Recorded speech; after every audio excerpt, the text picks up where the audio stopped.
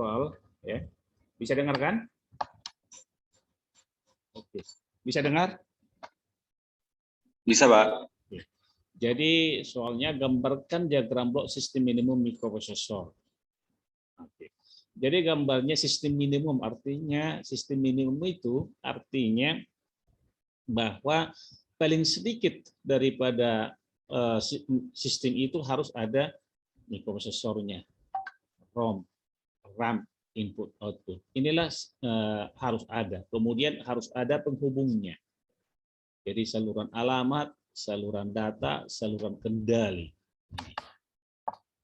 Kemudian ini arahnya, ya, arahnya saluran alamat itu dari sistem itu bahwa alamat itu berasal daripada mikroprosesor.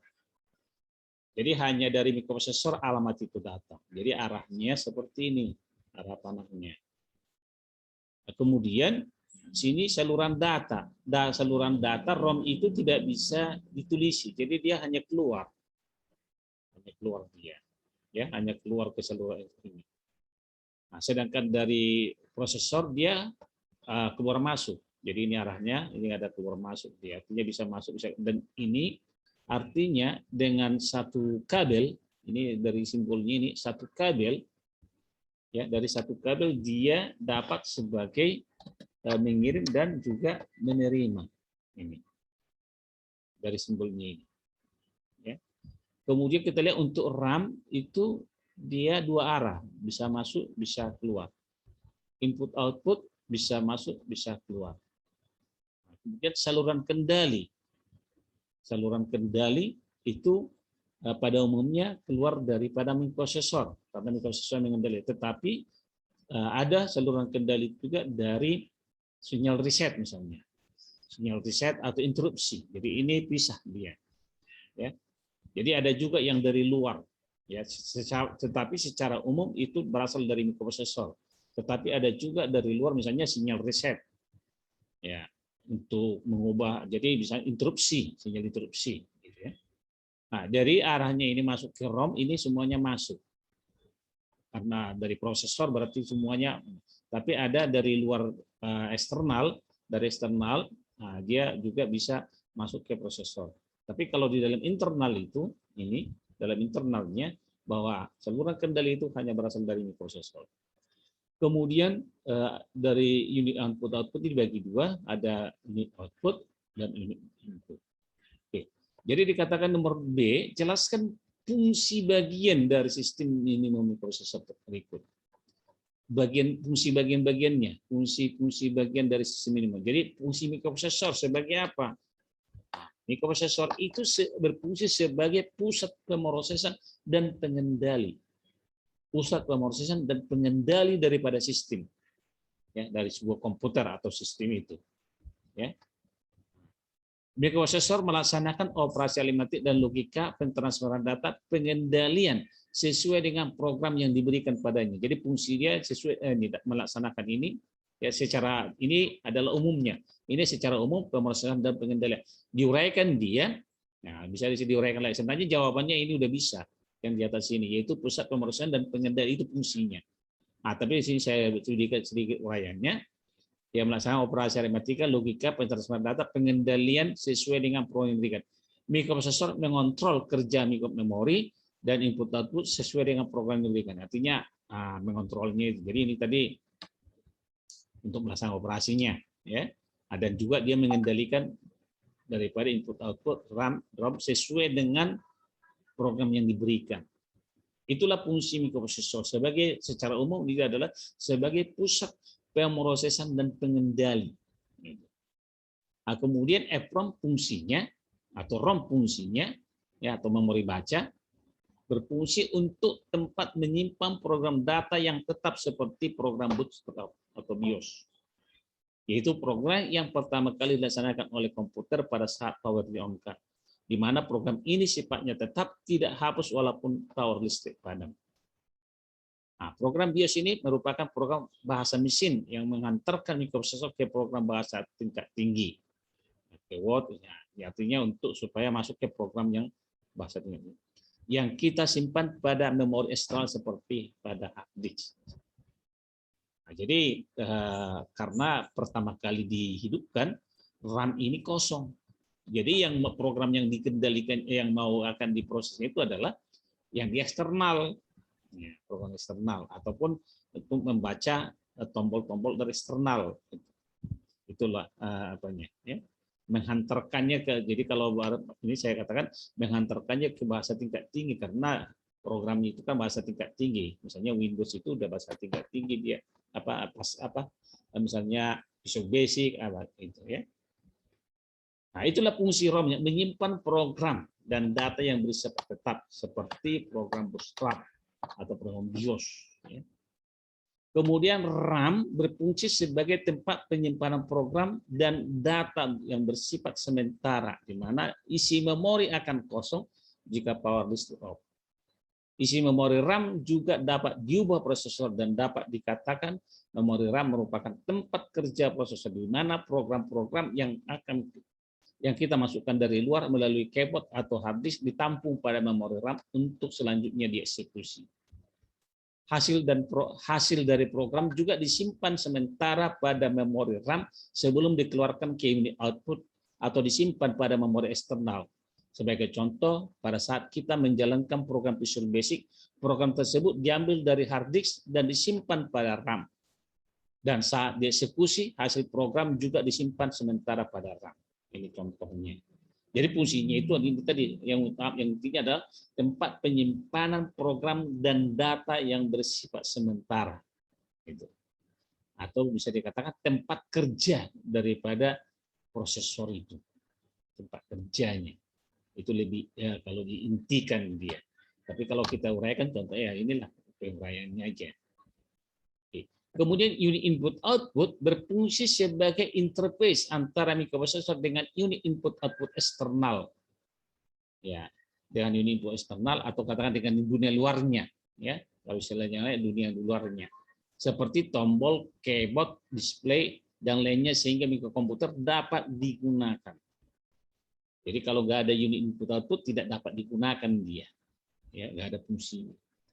Saluran data, jadi di saluran data karena ini dalam sistem juga saluran data, ya, berfungsi sebagai jalur penghubung untuk menyalurkan data dari mikroprosesor ke memori RAM, dan input output ini juga memori, ya. Jadi karena ROM nggak bisa, ya, memori RAM dan input output, maupun sebaliknya dari memori ROM, nah RAM kalau membaca bisa ROM, ya.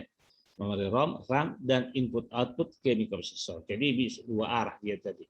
Tempat menyalurkan data, ya, dari mikroprosesor ke RAM dan input, atau sebaliknya dari ROM atau RAM dan input ke prosesor. Jadi waktu menuliskan tadi tidak ada ikut ROM karena ROM itu hanya bisa dibaca. Kemudian saluran alamat merupakan saluran atau jalur penghubung untuk menyalurkan logika alamat dari mikroprosesor ke memori, ya, ke memori, EEPROM, RAM, dan input output. Sumber alamat berasal dari mikroprosesor. Saluran kendali berfungsi sebagai jalur penghubung yang digunakan untuk menyalurkan sinyal kendali, misalnya read, write, atau yang lainnya, dari mikroprosesor ke memori RAM dan unit input output, maupun dari unit input ke prosesor, seperti masukkan interupsi, ya, masukkan interupsi, seperti contohnya trap, REST775, reset. Nah, ini saluran kendali untuk menyalurkan sinyal kendali, misalnya kalau dari prosesor itu sinyal read, write, IOM, itu. Nah, kalau dari eksternal itu adalah misalnya sinyal reset, itu. Sinyal RST75 atau interupsi, ya. Nah, inilah jawaban dari nomor 1. Nah, dari sini ada kira-kira mau ditanyakan? Ada yang mau bertanya? Ini rekod ini kan. Ya. Ada kira-kira mau ditanya? Oke, jadi kalau nggak, saya rasa nggak ada masalah di situ. Kemudian nomor 2, nomor 2. Sebuah memori RAM mempunyai kapasitas 2 KB. 2 KB. Jadi kalau 2 kilobyte itu, ya, nah ini sekarang kita apakan 2 kilo itu sama dengan 2 kali 1024. Sama dengan 2048 ini dulu, ya. Jadi ini 2 kilobyte, kita buat 2 kilo sama dengan 2 kilo ini, ya. Jadi kalau dia byte berarti 2048 byte.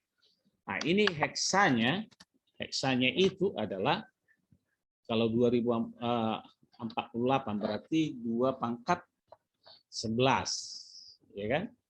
2048 ya. Kalau 2 pangkat 10 itu 1 kilo.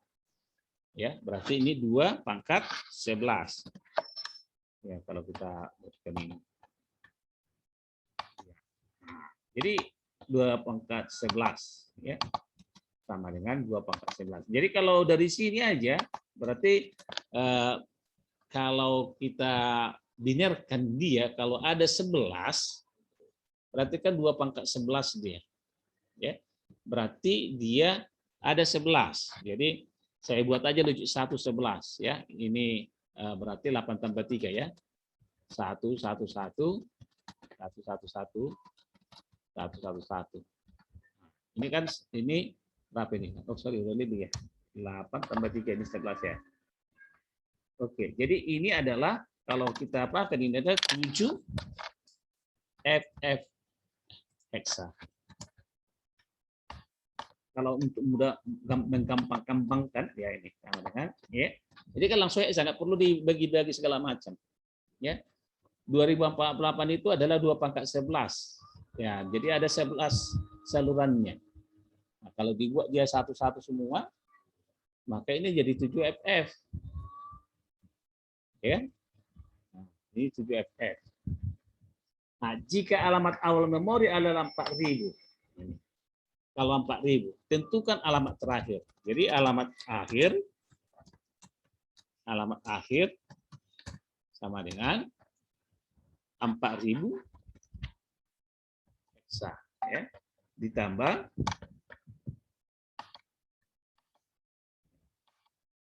4000 hexa tambah dengan 7FF. 7FF.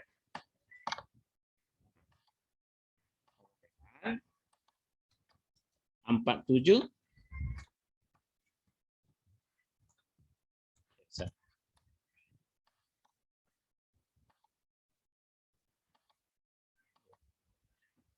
Ya, gitu kan? Berapa menit dia ngerjakannya? Ya. Ini, ya. Dapat dia alamat awal. Jadi ini di alamat akhirnya. Kemudian di sini. Tentukan banyak saluran alamatnya karena dia ada 2 pangkat 11 tadi kan. Berarti ada 11, 2 pangkat 11, 2 pangkat 11. Berarti kalau kita buatkan sini 2 pangkat 11 itu berarti ada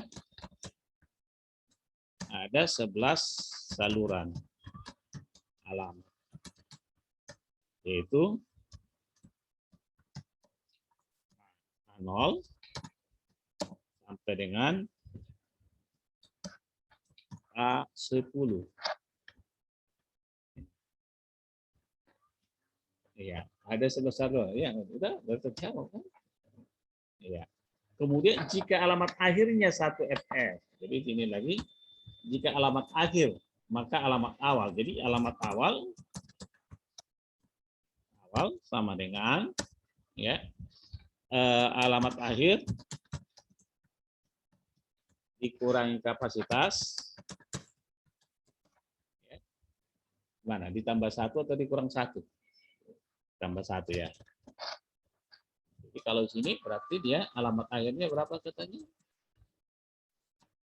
Alamat akhirnya adalah 1FFF.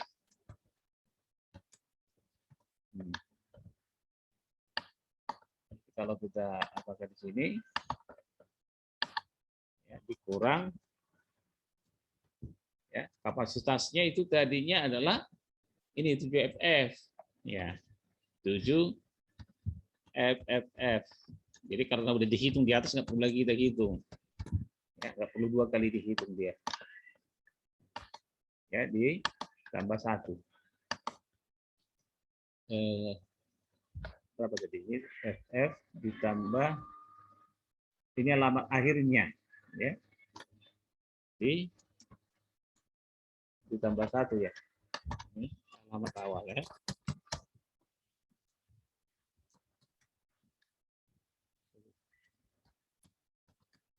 Oh sorry, bukan ini tadi bukan, sorry, 2 kilobyte itu adalah ini 2000, ini angkanya ini dari 00 sampai sekian, ini angka terakhirnya, ini salah, ini 200, ini 800 ya, 800, iya, jadi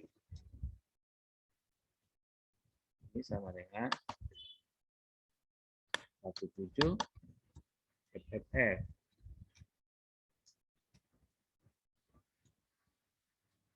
17 tambah 1 berarti 100 ya. Berapa itu? 800 ya. 18.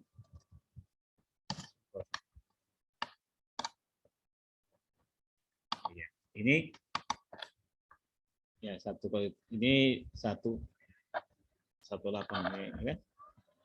Ini tambahkan aja ini 1 FF tambah 1 berarti 200 dikurang 8 1800 ya. Ini kalau jawabannya. Ini tadi dari ini kita buat aja dulu kita supaya apakan ini. Ini kan dari segi bit apanya, dari logikanya, ya. Jadi kapasitasnya itu ya kalau kita buat di sini kapasitas sama dengan 2 kilo. 2 kilo sama dengan 2048 sama dengan 800 eksak.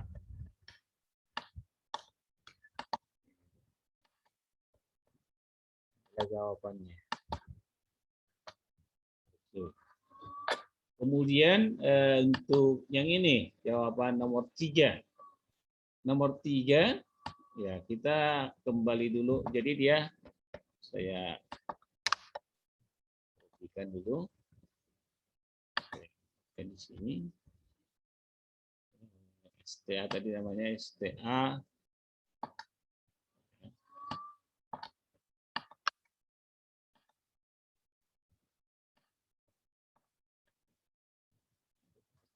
STA 2000 ya 3265 ya.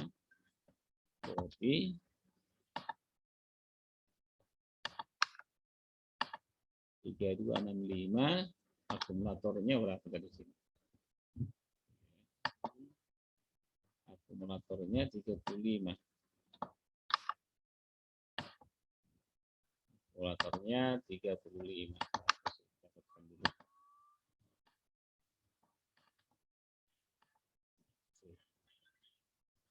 Saya buat dulu dari sini. Saya gambar ini dulu, saya tentukan. Oke. Di sini kita buatkan. Jadi alamatnya tadi dimulai daripada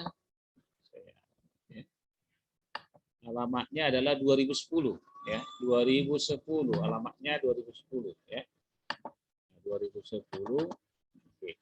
Berarti ini 20. Berarti ini adalah 10. Ya, ini ada otomatis nilainya tinggi, dibaca isinya adalah 32. Dibaca. Terus setelah itu belum lengkap. Ya. Dia tadi STA, tadi perintahnya adalah STA. Ini perintahnya adalah STA.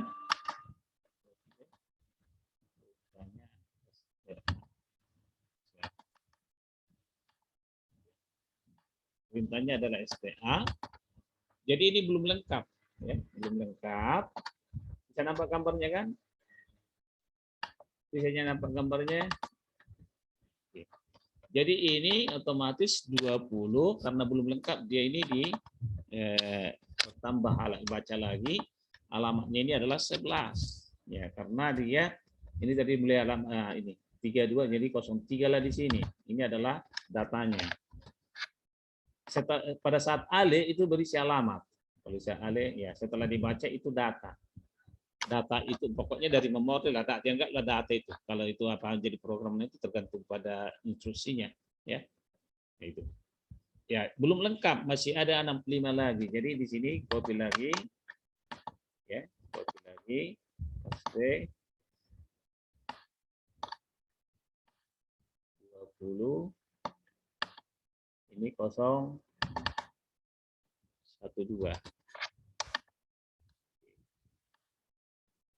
Terus ini di copy lagi.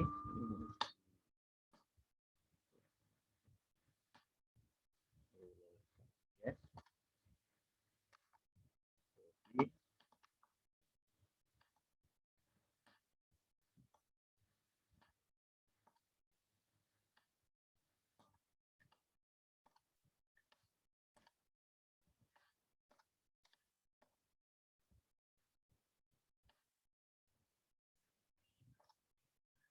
Oke.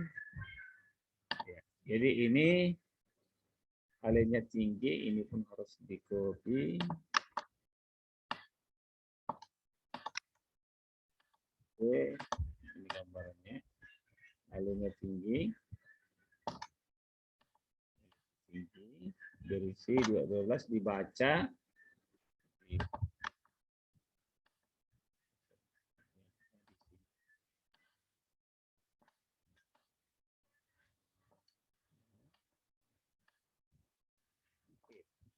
2012 itu 65 dibaca, readnya itu di sini dibaca. Ya, ini 65. Ya, sudah lengkap dia, ya. Sudah lengkap, sekarang eksekusi. Eksekusinya karena sudah lengkap dia bakal dieksekusi. Artinya apa?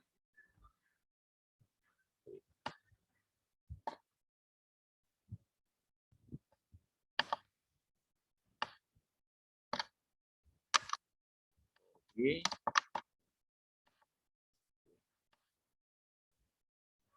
Alamatnya ini adalah artinya tadi STA sorry ya. Ini STA STA 6503 ya. Itu artinya ya. STA 65 itu tadi kan programnya. Kalkulator berisi. Oke. STA 65. Jadi sini otomatis adalah 65 ya, 6503. Jadi ini berarti ini memori 65, ini 03 ya. Kemudian isinya adalah tadi isinya akumulator tadi berisi ya, ini alihnya dulu. Kita buka alihnya ini.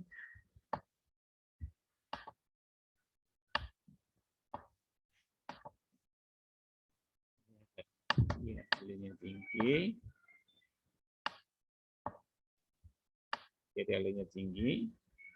Nah, kemudian dia dituliskan STA store. Jadi dia ini bukan ini alihnya tinggi, alihnya turun. Ya, alihnya turun. Kemudian dia read-nya ini dituliskan. Jadi ini right. Jadi ini tetap tinggi. Tapi right-nya di sini karena dia STA berarti menuliskan. Jadi harus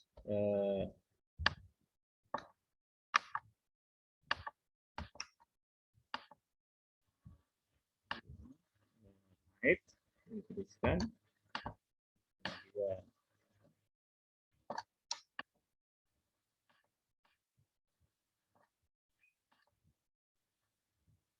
Inilah jawabannya. Kalau tadi STA 6503. Akumulatornya sebelumnya ya ini untuk mengambil ini eksekusinya di sini eksekusi. Di akumulatornya tadi adalah eksekusi STA 65. Ini eksekusinya. Akumulatornya tadi berisi 20. Ini tadi soalnya, saya lihat dulu soalnya tadi ya. Soalnya ya akumulatornya 35 ya, 2010 ya 35. Sorry, ini adalah 35. Oke, ini write, ini memorinya ini tetap kecil ya, apa yang tetap dia. Oke, saya ini write-nya saya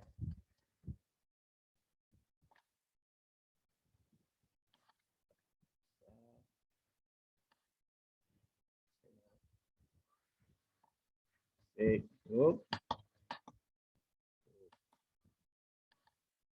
Oke, ini jawabannya copy pindahkan ke Word ini. Jawabannya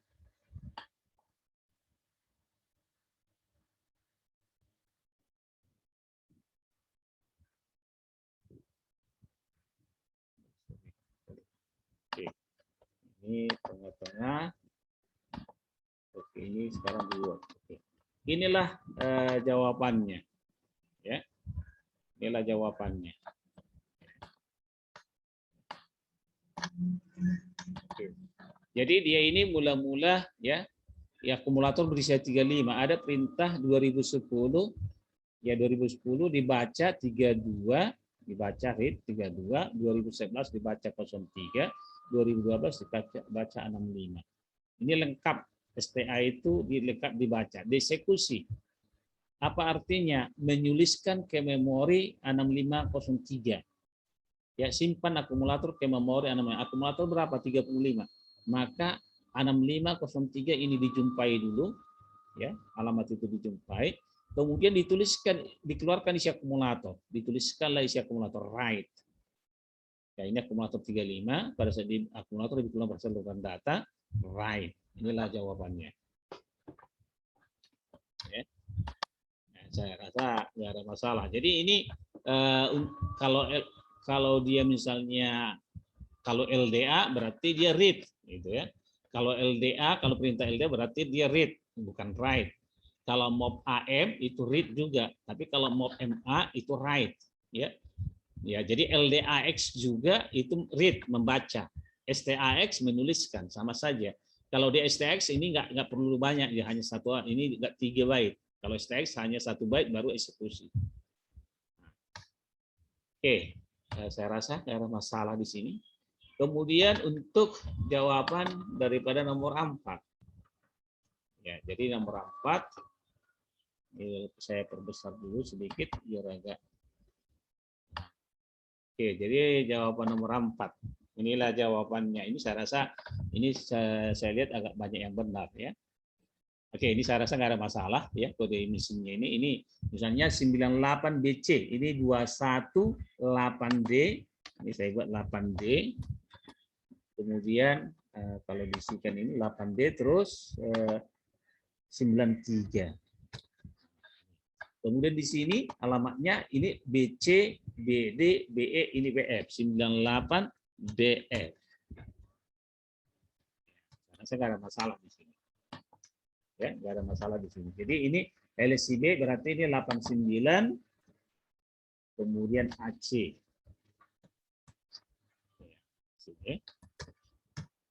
Oke, ini tinggal berapa menit lagi.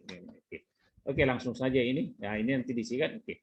Jadi ini artinya LSIH 938DHL berisi 938D. LSIB 89AC, BC berisi 89D. Ini saya rasa nggak ada masalah. Kemudian push D. Push D berarti pertama SP dikurangi 1. SP-nya 7005 dikurangi 1. Jadi makanya kita ingat perintah itu. Push D, push itu perintahnya bagaimana? SP-nya dikurang 1. Maka jadi 7004, ditandailah 7004. Isi register yang lebih tinggi yaitu D dimasukkan ke D3 dimasukkan dalamnya. Nah, kenapa lebih tinggi? Karena nanti berkurang 1, berarti alamat ini lebih tinggi. Jadi harus diisi dari register yang lebih tinggi. Bukan angkanya lebih tinggi, tapi registernya gitu, ya. Kemudian dikurang 1 menjadi 7003. Nah, baru diisikanlah isi E, itu 56. Nah, SP menjadi 7.003. SP yang baru udah 7.003, tapi memori stack ini udah berisi. Kemudian LDA 7.003, dilihat ini 7.003 artinya apa? LDA, load akumulator, bebannya akumulator dari memori 7.003. Ini nggak saya buat hexa, dianggap aja semua hexa ya. Nggak saya buat H di sini, dianggap aja hexa. Berarti membaca isi 7.003. Ya, maka akumulator berisi 56. Kemudian SHLD. Nah, kalau ini saya rasa bisa diisi nanti, saya rasa nggak masalah ini. SHLD artinya store HL. Nah, SHLD, store HL secara langsung direct. Ya, secara direct ke memori 899C dan 899D. Nah, ini perlu diingat juga alamat yang tinggi di tempat yang tinggi. Jadi 899C nanti tambah 1, berarti 899C berisi L. Nah, C itu isi L-nya berapa di sini? Kalau L-nya adalah 8D. Ini L-nya 8D. Nah, jadi 89C itu 8D. Kemudian tambah 1, 899D. Diisi dari H. H-nya adalah 93. Kemudian MOB AE, E-nya berapa? Ini 56. 56 ya, dikopikan ke akumulator. Kemudian STAXB, simpan akumulator ke memori alamatnya yang ada pada B dan C. B dan C 89AC. Nah, berarti 89AC berisi isi A 56. Kemudian MOB AD, D-nya D3. Ya, karena di sini belum ada MOB D, ini D3. Diambil, dikopikan ke akumulator, kemudian disimpan ke 899E. Jadi 899E berisi D3.